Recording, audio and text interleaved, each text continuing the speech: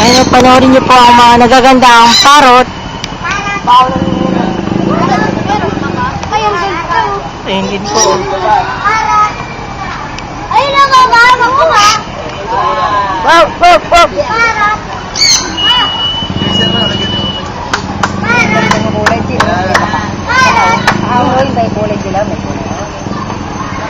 Ay, siya. Parot na. O, parot na. At isa pong San Conure. Oo, balang-balang po siya. Parot. Wago out. Parot. Agawal. Huwag lang daw yung plant. Ha? Di ba po ang cute-cute niya? Isa po siyang San Conure. Bakit? Bakit? Po ang kulay nila. Para po silang ibon sa ibong Adarna. O, di ba? Parot. Ang kulay nila. Sa Tagalog ba yan? Ay, ate, di ba mo Tagalog yan? Cute ng Manila. Ito. Mga parot. Ayan na, isa po ang San Conure.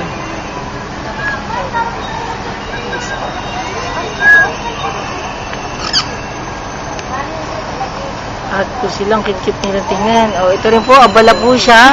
Hindi ko po alam anong ginagawa niya sa kahoy. Pero ang alam ko lang po, pinaglalaruan niyo po siguro.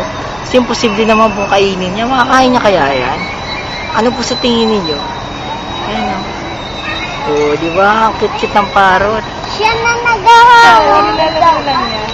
At yun nga rin po, hindi rin po patalo yung nakakulay puti. O, di ba? Kinakagat-kagat niya rin po ang Parang laruan na lang nila. kahoy, o. O, sige, kagatin niyo pa yan. At yun naman dalawa po, kahit wala po silang ginagawa, ang cute po nila pagmasdan. Diba? Wala pa ng kulay. Ganda ng kulay po, no? Wala tumili.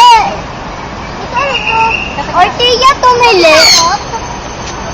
Bakit? Bakit? Hindi ka na daw!